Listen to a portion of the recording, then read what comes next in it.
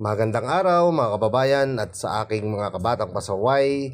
I-update lang ho natin ang pamasahe natin Batangas Port, Calapan Port, vice versa sa Montenegro Shipping Lines ngayong 2025.